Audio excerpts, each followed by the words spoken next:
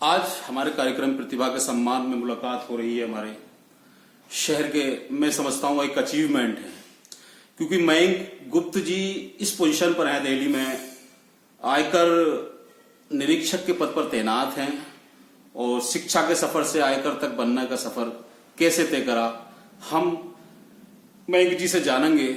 मयंक जी, कार्यक्रम प्रतिभा के सम्मान में आपका स्वागत है। बहुत बहुत धन्यवाद साहब। अच्छा, ये जानेंगे हम, ये सफर आपका वहां तक आयकर निरीक्षक के पद पर कैसे, कहां तक, कैसे कैसे कैसे पहुंचे? अक्सर मुझे अपना स्कूल डेज याद आता है कि मेरा कभी कोई ऐसा सपना नहीं था कि मैं आयकर निरीक्षक बनूंगा या आईएएस बनूंगा, ऐसी कोई मेरी कोई मनसा या इच्छा नहीं थी। मैं तो बस ये था कि भाई विद्यालय में 5,000 टीचर्स की सैलरी है, तो कॉल सेंटर में जॉब कर लेंगे, 16,000 रुपए मिलेंगे, तो एक अच्छा अचीवमेंट हो जाएगा टीचर की सैलरी से 3 गुना ज्यादा। फिर आप धीरे धीरे अपने जीवन में बढ़ते रहते हैं, तो नए नए आयाम सीखते रहते हैं, आप जैसे जैसे बाहर निकलते हैं आपको पता चलता है और क्या क्या चीजें हैं। जी जी। तो उसी सफर में मैंने, फिर मेरे एक दोस्त ने बताया कि एसएससी नाम का एग्जाम होता है, फॉर्म भर दीजिए। अब बेस जो था, जो मेरा स्कूल से, सरस्वती विद्या मंदिर से मैंने अपनी पढ़ाई की है जंगीराबाद से, तो वहां पे टीचर्स ने इतना अच्छे से बेस बनवाया, तो वो मुझे बेस वहां पे काम किया मैथ्स का। उसके बाद फिर जो संस्कार होते हैं वो कहीं ना कहीं आपका रोल प्ले करते हैं, आपका दिमाग उसी तरीके से काम करने लगता है। तो कई बार आपकी मेहनत से ज्यादा आपका माइंड का उस दौरान कैसे काम करता है वो ज्यादा मैटर करता है। जैसे आपने कितना भी आप मेहनत करके हल को जोत ले, ठीक है, बारिश नहीं हुई तो बेकार है, या कितनी भी बारिश हो जाए जब आपने बीज नहीं डाले तो वो भी बेकार है। तो दोनों का जो मिलना होता है वो कहीं ना कहीं आपके कर्म, आपके गुरुओं की कृपा, आपके गुरुओं का आशीर्वाद, उसका रोल रहता है। तो मेरा मानना है कि आज मैं जो भी कुछ हूँ, जहां तक भी हूँ, तो उस समय मेरे गुरुओं का बहुत बड़ा रोल है।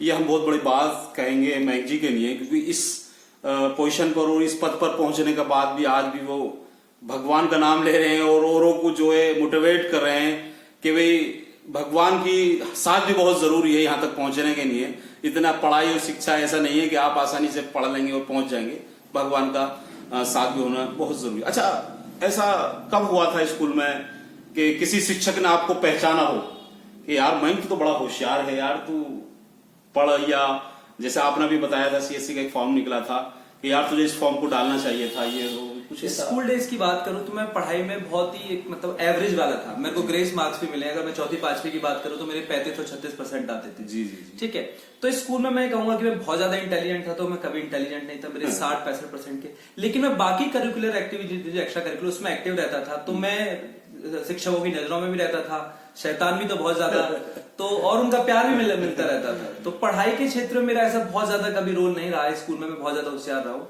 वो तो बस धीरे धीरे मेहनत करते रहा, तो फिर ग्रेजुएशन हो गया, फिर मास्टर्स हो गया, फिर साथ में फॉर्म भर दिया। अच्छा, ऐसा ये बात बिल्कुल सही है, आप ये नहीं है कि आप 99% लाएंगे तभी यहाँ तक पहुंचेंगे।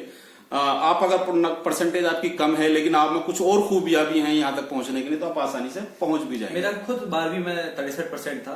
तो बाकी गुरुओं की कृपा से आप कहीं भी दुनिया में पहुंच सकते हैं, चाहे आप कितनी भी काबिलियत हो। अच्छा, ऐसे कौन सा गुरु था जो आपको ज्यादा प्रमोट कर रहा था स्कूल में या कहीं? मुझे वैसे तो मैं सारे शिक्षकों का प्रिय रहा हूँ, मेरे सारे शिक्षक प्रिय रहे। जैसे केमिस्ट्री मुझे आपके रिंकू भैया ने पढ़ाया, मोहित आचार्य जी ने पढ़ाया। फिजिक्स आप बहुत फेमस है दिनेश आचार्य जी विद्या मंदिर के।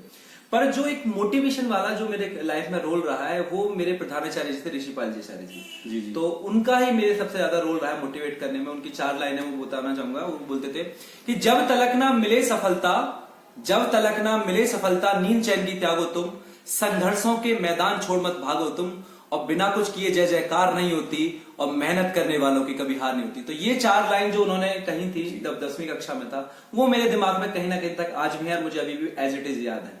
तो उनका बहुत बड़ा रोल रहा है मोटिवेट करने में। अच्छा, मयंक जी से हमारा मिलाने का जो मकसद है आपको, मैं शायद इनके बारे में बताता चलूं।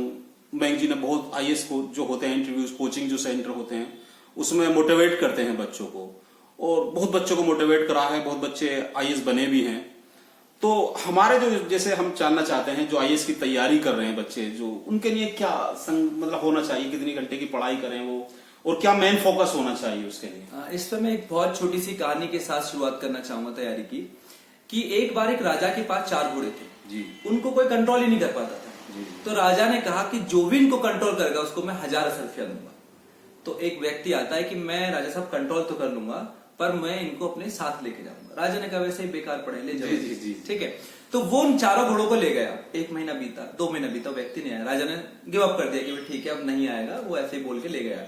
1 साल बाद 4 घोड़े एक लाइन में, सबके ऊपर एक पट्टा डाला हुआ है, सब आंखों के सामने पट्टियां एकदम परफेक्शन के साथ चल रहे थे। तो राजा ने पूछा भाई तूने कंट्रोल किया कैसे? तो राजान को बताया उसने कि अक्सर सारे लोग क्या करते थे, पहले दिन इस पर हंटर चला के बैठना चाहते थे। मैं क्या करता था, घोड़े भागते तो मैं भागता, वो खाते तो मैं खाता। तो यही हमारी जिंदगी की पढ़ाई का नियम है। हम क्या करते हैं, पहले दिन ही सारा कुछ पढ़ लेना चाहते हैं, पहले दिन ही 16 घंटे की पढ़ाई कर लेना चाहते हैं।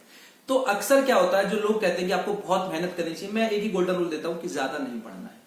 तो कम पढ़ना है लेकिन कंसिस्टेंटली रेगुलर बेसिस पे पढ़ना है, लगातार पढ़ना है। और एक अगर आपके पास परफेक्ट प्लानिंग है तो आप दुनिया में कहीं भी पहुंच सकते हैं। तो मेरा मानना है कि परफेक्ट स्ट्रेटजी, एक परफेक्ट टाइम टेबल, कितने घंटे में क्या कवर करना है, कितना सिलेबस है, कहां से पढ़ना है। मैं मेनली जो मेरा काम रहता है कोचिंग्स वगैरह में, जो मैं फ्री जहां पे भी गाइड करता हूँ, मेरा मेन स्ट्रेटजी पे काम रहता है। बुक्स आपको सारे लोग बता देंगे, मैथ्स पढ़ाने वाले 1000 लोग मिलेंगे, लेकिन कैसे पढ़ रहे हैं, कितने घंटे पढ़ना, उसका एक परफेक्ट मैं इंडिविजुअल बच्चे के हिसाब से बताता हूँ। ये मयंक जी ने बताया कि जो तैयारी कर रहे हैं आईएएस की या अन्य जो भी इसमें है, तो कैसे पढ़ना है। आपको ये नहीं है कि एक जो बिल्कुल एक ही दिन में सब कुछ पढ़ लेना है, रूटीन से जो भी पढ़ना है वो पढ़ना ही है। अच्छा, मैं ये कहना चाहता हूँ मयंक जी कि जैसे बच्चे जो तैयारी कर रहे हैं और उनके पेरेंट्स के लिए क्या कहेंगे आप, कि पेरेंट्स जो दबाव बनते हुए नहीं तुझको पास ही आना है, तुझको ऐसा ही करना है, ऐसा कुछ, उसके लिए क्या कहेंगे आप? अक्सर दो चीजें होते हैं कि एक तो कुछ पेरेंट्स ऐसे होते हैं कि बच्चों को एकदम खुला छोड़ देते हैं, जी ठीक है तू करे करे मत करे जी। तो मेरे ख्याल से वो भी गलत है। और जो कुछ पेरेंट्स एकदम दबाव बनाते हैं कि तुझे करने हैं, वो भी गलत है। बच्चे के अगर आप थोड़ा सा विश्वास दिखाएंगे कि भी हाँ हमें लगता है तू कर सकता है, एक भरोसा जो दिखाते हैं पेरेंट्स, वो सिर्फ फ्री नहीं छोड़ते हैं, उनको भरोसा दिलाते हैं कि भी हाँ हमें भरोसा है जिंदगी में तू कुछ करेगा। तो वो कहीं ना कहीं तक बच्चे को पॉजिटिव मोटिवेट करता है। तो एक जो पॉजिटिव भरोसा होता है वो बहुत बड़ा रोल प्ले करता है, रेदर देन कि आप उसको डेली डंडा लेके बैठ जाओ। जैसे हमारे माँ बाप ने कभी नहीं बोला कि भैया आपको पढ़ना है लिखना है, पर मेरे ख्याल से जो और माँ बापों को मैं कहूंगा कि उनका एक रोल ये भी है कि आप उस पर भरोसा दिखाने की कोशिश करें, तो बच्चा अच्छा कर सकता है। अच्छा, जैसे देखा जाता है बच्चे आमतौर पर तैयारी करते हैं और कोई जैसे सक्सेस होता है टीचर उसकी तरफ जाते हैं, और जो वीकली टीचर होता है वहां रह जाते हैं बच्चे, और वो सोचते हैं यार हम पे तो पैसे कम है तो हम तो वहां तक नहीं पहुंच सकते, तो हम इनसे ट्रेनिंग ले लेते हैं। तो कभी ऐसा होता है कि ऐसा उनको कुछ फर्क पड़ेगा कि नहीं एक बेस्ट से ही लेना है ट्रेनिंग? मैं बताता हूँ, आप सपोज करिए झंगेराबाद से बुलंदशहर जा रहे हैं, जी ठीक है, आप बस में बैठ गए, आप मर्सिडीज में बैठ गए, एक आदमी एक बस में बैठ गया, ठीक है।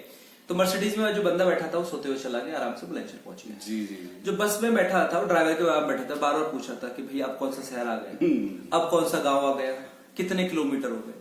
अब दोनों की बुलंदशहर पहुंचने का परीक्षा होती है, उनसे पूछा जाता है कि कौन कौन से रास्ते पड़े, तो वो मर्सिडीज में बैठे वाला नहीं बता पाएगा। तो अल्टीमेटली जो आपकी जिज्ञासा होती है वो रोल प्ले करती है। टीचर कितना भी अच्छा हो कितना भी बुरा हो, उसका इतना बड़ा, देखो कुछ हद तक तो फर्क पड़ता ही है, लेकिन आप ये कह दें कि एकदम ही टीचर या कोचिंग का बहुत बड़ा रोल है, तो मैं कहूंगा नहीं। जो आपका बेस बना हुआ है, जो आप स्कूल में पढ़ के जा रहे हैं, उसका रोल बहुत ज्यादा रहता है। और मैंने भी कोई कोचिंग नहीं ली थी, मैंने सीजीएल 2013 दिया था, तो मेरी कोई कोचिंग नहीं, कहीं से मैंने कोई तैयारी नहीं की थी, जो स्कूल से पढ़ा था वो और खुद से मेहनत। ये हमारे साथ मयंक जी बैठे हुए हैं, इंटर में 63% नंबर लाए, लेकिन आज उच्च स्तर पर हैं और लोगों को ट्रेनिंग भी देते हैं, बच्चों को ट्रेनिंग भी देते हैं, आईएएस की ट्रेनिंग भी देते हैं, फ्री ट्रेनिंग देते हैं। कोचिंग सेंटरों में जाना होता है, यूट्यूब पर चैनल भी है उनका मयंक गुप्त के नाम से, आप जब सर्च करेंगे तो ये ट्रेनिंग देते हुए आपको मिल ही जाएंगे, क्योंकि काफी ट्रेनिंग दे चुके हैं। आज हम जो मुलाकात करा रहे हैं इसी पर्पज से करा रहे हैं कि जो बच्चे इस लाइन में जा रहे हैं वो मोटिवेट हों, और हमारे मयंक जी अपने कार्य क्षेत्र से उनको मोटिवेट करें, क्या क्या उन पे कैसे कैसे तैयारियां होती हैं।